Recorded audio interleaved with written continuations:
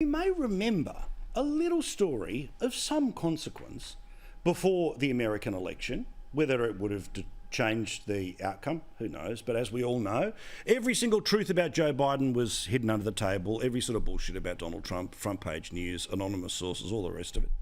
And you remember this reporting from the New York Post, where they were able to get their hands on the contents of Hunter Biden, Joe Biden's son, and his laptop. A laptop which, among other things, had emails in it suggesting that, well, there was plenty of money that was being done with a Chinese firm, and a section of that money was going back to Dad. But of course, this had to be banned on Facebook and Twitter. No one was allowed to read about this story whatsoever. And then, of course, Dad became President of the United States. Well, Kamala actually did, but he technically gets called the President of the United States. And even when polling came out to suggest that 35% of people were not aware of the Biden sexual assault allegations, 45% of Biden voters were not aware of the Hunter Biden scandal, in part because of the way this thing was hidden. 9 and 9.5% of people said that they would have not voted for Biden if they had known about either of those. So guess what? Big tech worked. The ban worked. But now, the story that you were not allowed to know during the election, the one that was banned from being able to tell you, is now being retold, where we are being recast. That the bloke who didn't mind a bit of crack cocaine, the bloke who was completely unqualified to sit on boards of energy companies over there in the Ukraine, well, he's now, of course, been reinvented by the President of the United States as, and I quote, the smartest guy that he knows.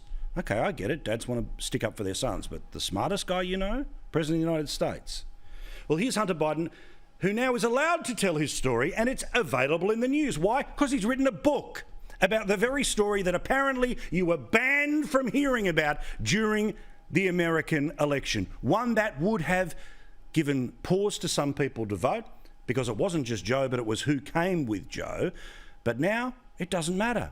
Papa is the president, and Hunter is supposed to get you to believe crap like this. Is that laptop yours? You don't need a laptop. You got a book. You get the book. It's all in the book. And I don't know. I truly... You don't know? The serious answer is that I truly do not know the answer to that. Really? Really? You got away with it.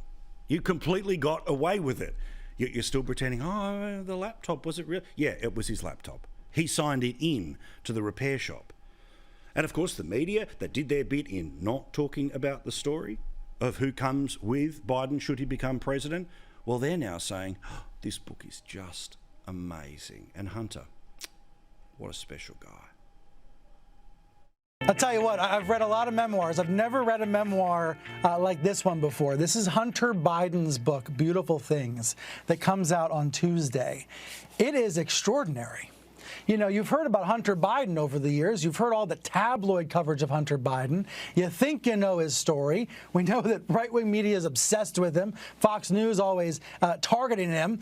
This book about addiction, about how many times Hunter Biden could have died, the president's son, it's breathtaking.